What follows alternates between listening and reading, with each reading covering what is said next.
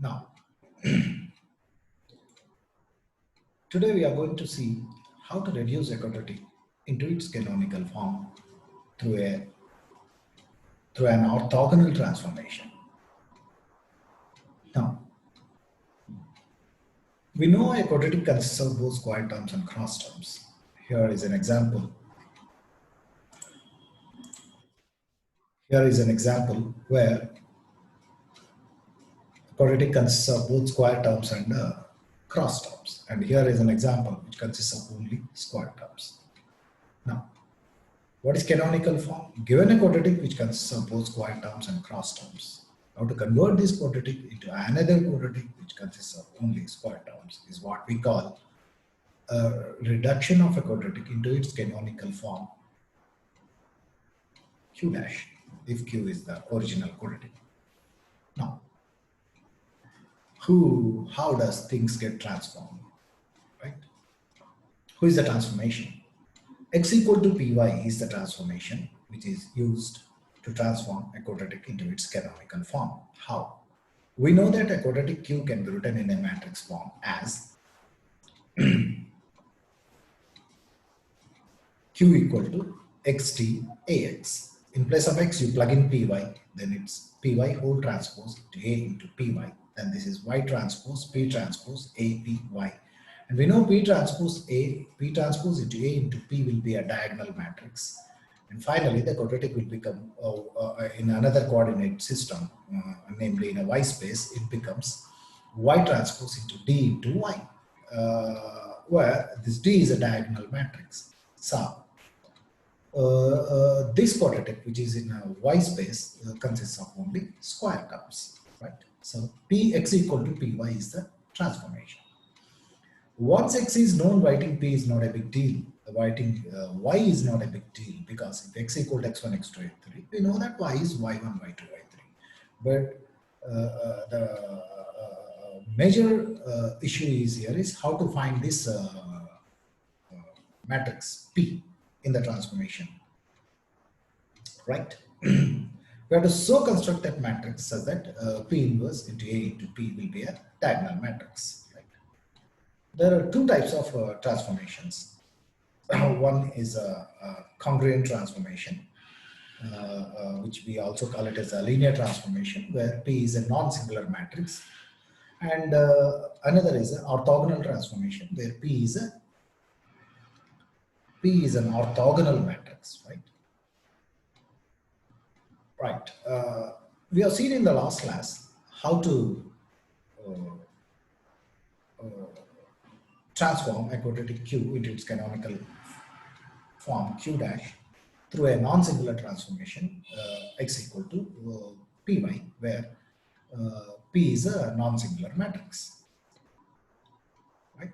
Now, in this class, we'll see how to transform a quadratic into its canonical form through an orthogonal transformation x equal to py, where P is not a non-singular matrix no more. P is an orthogonal matrix. So we construct P as an orthogonal matrix. Then it becomes an orthogonal transformation, right?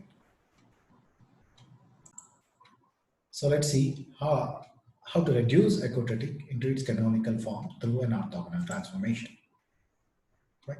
What is an orthogonal matrix? A square matrix A is said to be orthogonal if A transpose equal to A inverse, right? What is an orthogonal transformation? If in the underlying transformation, if the transformation matrix A happens to be an orthogonal matrix, then we say that the transformation is an orthogonal transformation. So the transformation we are using is x equal to py. So we need to construct P as an orthogonal matrix. How? We have to first construct P, choose the column vectors as an orthogonal vectors, then just normalize it. Then it becomes orthonormal vectors. Thereby our P will be an orthogonal matrix, right? So what's the procedure? Given a quadratic Q, first write the coefficient matrix A associated with the given quadratic Q as A. We know that A is a symmetric matrix. find its eigenvalues, right? And we know that in the canonical form, its eigenvalues goes as the coefficients over there, right? Once we just know the eigenvalues of a given matrix, I can just write its canonical form. But we want the underlying transformation, co-transforms. X equal to py is the transformation, and once x is known, y is a simple job. But we have to construct P as an orthogonal matrix. That is, P has to be constructed with orthogonal column vectors, and they are to be normalized. Then P becomes an orthogonal matrix. Right? Let's take a small example here. Reduce the quadratic Q, which is equal to x1 square minus 8x1 x2 minus 5x2 square into its canonical form through an orthogonal transformation. Right? What is the matrix of the quadratic here? We know that 1 and minus 5 are the diagonal elements, and this gets splits up. So minus 4 here, minus 4 there. So A equal to 1, minus 4, 5. So A is a symmetric matrix. What is the next step? We need to find its eigenvalues. That A minus lambda equal to 0. So we get a quadratic, we get a polynomial in second degree, get its roots, and we have done that, a lot of examples in the earlier modules or earlier videos, right? So lambda equal to 3 and lambda equal to minus 7. These are the eigenvalues associated. So once we know the eigenvalues, we can write the canonical form. Can you guess? Yeah, the canonical form is q dash equal to, yeah, 3y1 square minus 7y2 square. But let's see how to construct that orthogonal matrix P. Now, what we do, we'll find the eigenvectors corresponding to each of the eigenvalue lambda, right? How you solve the homogeneous system A minus lambda equal to 0 by plugging lambda equal to 3 and lambda equal to minus 7. If you plug lambda equal to 3, you get an eigenvector corresponding to lambda equal to minus 3 is a 2 and a minus 1. You get a 2 and a minus 1. Of course, there will be a whole lot of eigenvectors called eigenspace. I need to pick up one for my work, so I choose 1, that is a 2 minus 1. And what is its magnitude? Root of 2 square plus 1, that's a root 5. Now I divide this by its magnitude, so I get 2 by root 5 and minus 1 by root 5. So that's what I say, this vector is normalized. Similarly, we find the eigenvector corresponding to lambda equal to minus 7. How? Solve the homogeneous system, A minus lambda by plugging lambda equal to minus 7. That pops out a coefficient matrix A minus 7i, right? Use the row operations, and finally you get an eigenvector corresponding to eigenspace corresponding to lambda equal to minus 7. You pick one, I picked 1, that's a 1, 2 is an eigenvector corresponding to lambda equal to minus 7. What is its magnitude? Again, it's it's a root of 1 square plus root of 2 square, it becomes root 5, divide by its magnitude. So an orthonormal vector corresponding to lambda equal to minus 7 is 1 by root 5 and 2 by root 5. Look, these two vectors will be orthogonal because they are the eigenvectors corresponding to a symmetric matrix. So they will always be orthogonal.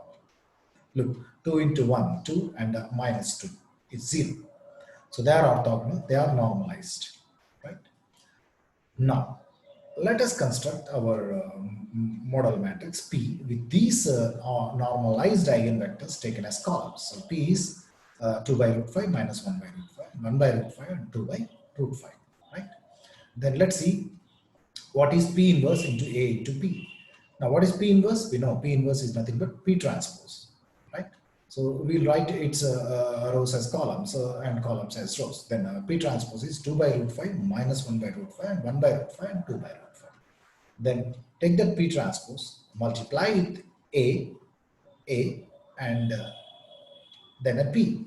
What I mean is P transpose into A into P. We have seen that it's a diagonal matrix. So we'll get a D.